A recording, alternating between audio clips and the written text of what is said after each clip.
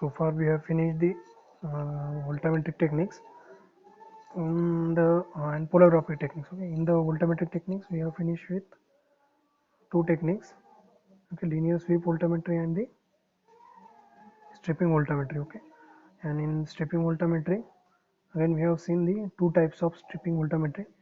One is the normal stripping voltammetry where we use the or the electric current or the potential, electrostatic potential, and the another one which is the adsorptive type of stripping voltammetric method. Okay, and in linear sweep voltammetry we use the same type of um, methods that generally we use in the polarography technique.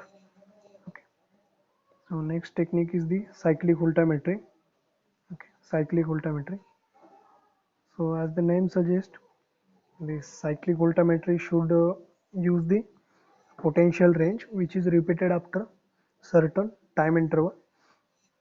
So cyclic means we have the repeated potential range. Okay, so we are applying the same potential range over the certain time period, and within that time period we will study the what changes that has been occur in the analyte solution. Okay, so generally the cyclic voltammetry uses the potential range of around plus zero point 0.8 volt to the okay plus zero point 0.8 volt to the minus 0.15 volt. Okay, minus 0.15 volt.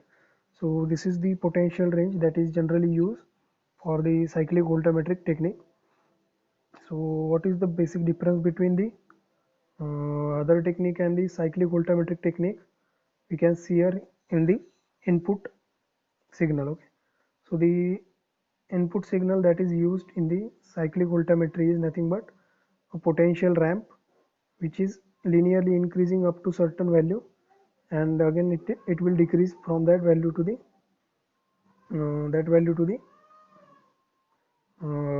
our initial value. Okay, and specifically we can see that from 0.8 volt to the minus 0.15 volt we are having the potential change for the certain period of time. Okay, so this potential pulse is applied as an input signal, and the output signal will depends upon the compound or the analyte that we are going to study. Okay, so we will see this for the potassium ferricyanide in detail. Okay, so before that we will see first the introduction of this cyclic voltammetric technique. So in cyclic voltammetric technique, the current response of a small stationary electrode in an unstirred solution which is excited by the triangular potential waveform is observed. Okay, so the basic difference is the waveform is not a linear or the like that was of the differential type. It is a triangular form of waveform, and the solution is being in unstirred form.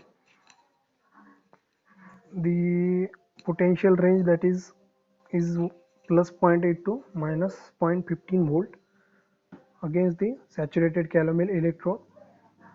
The scan direction is reverse once the potential has been reaching. Okay, and this potential range that is plus zero point 0.8 to the minus 0.15,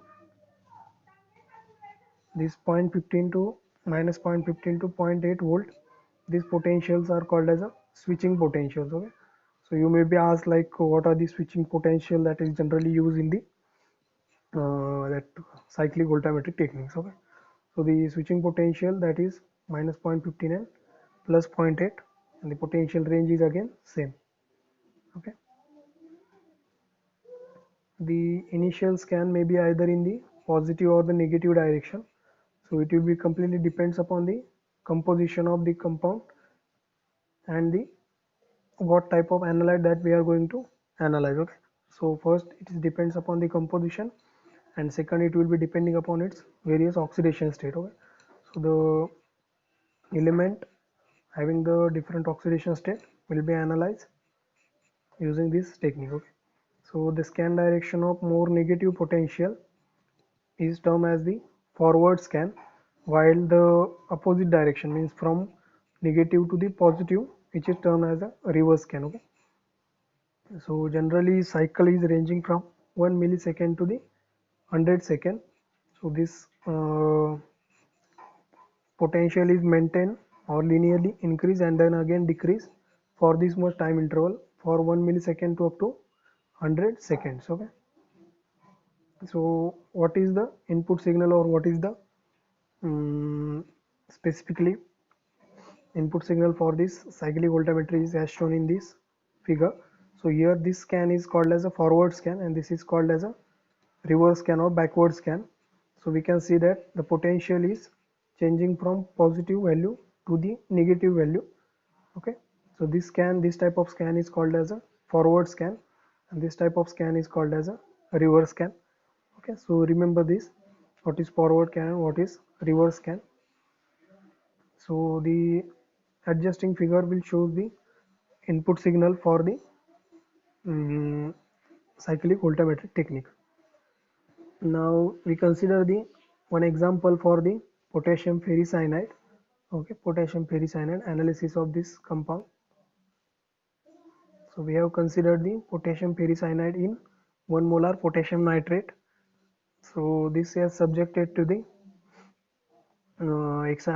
subjected for the cyclic voltammetric analysis, and the excitation signal that is used is a specific here. For this example, potassium ferricyanide, we are using the plus 0.8 volt to minus 0.15 volt as a switching potential, and the working electrode is nothing but the stationary platinum electrode. The reference electrode is nothing but the saturated calomel electrode, and once the initially 0.8 volt potential is applied, the small current is observed. Okay? So here we can now see in detail the how the output signal will occur. Okay? So you can correlate these both signals, input signal and output signal simultaneously. Okay, so just a minute. Okay,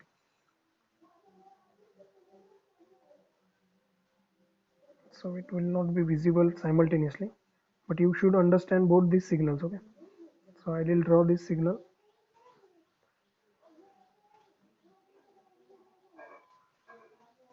Okay, so this type of signal is observed. Okay, initial input signal is triangular form of a signal.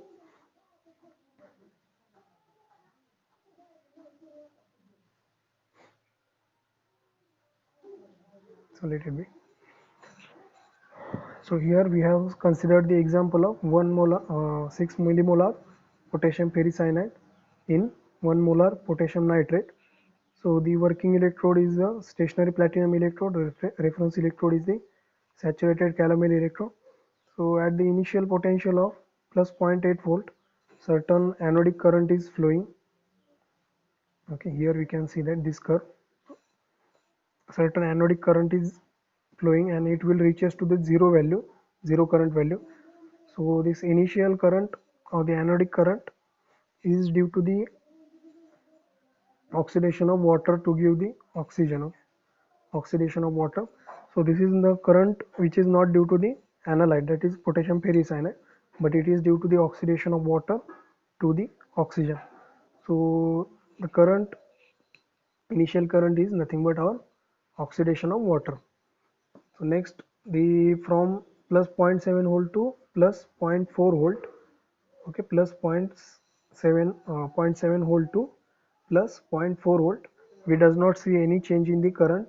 It will approximately zero. Okay, so because there is no reducible or oxidizable species that are present in the given sample. Okay, so from this zero point 0.7 to 0.4 volt, we does not see any potential change or the current change. Okay, this current change. So initially we get certain anodic current, that is oxidation due to the oxidation of water into oxygen.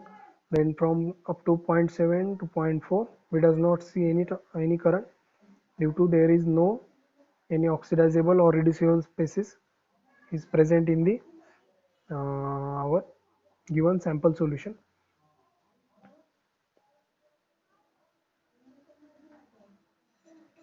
So from that point, when the potential is become somewhat less positive, that is from around zero point 0.4 volt, cathodic current has been developed. which is due to the reduction of our potassium, that hexaferrocyanate ion, that is Fe3 plus, into the hexacyanoferrate, okay, plus 2 ion. So from the ferric to ferrate salt, or the plus 3 to plus 2 oxidation state has been reached due to the reduction of our this species, okay. So this potential is sufficient enough to reduce the this plus 3 to plus 2. So the rapid change in the cathodic current is occurred in the region from the B to D, as this much potential has been reached, okay. So we get the certain cathodic current. This current is called as a cathodic current. So from plus 0.4 volt to the, okay, plus 0.4 volt to the around, say, plus 0.1 0.2 volt, okay. So that much potential, the current is cathodic current due to the reduction of our plus 3 oxidation state to the plus 2 oxidation state, okay. So the rapid increase in the current has been occur in this region. This is the cathodic current, okay. So initial surge is the due to the cathodic current.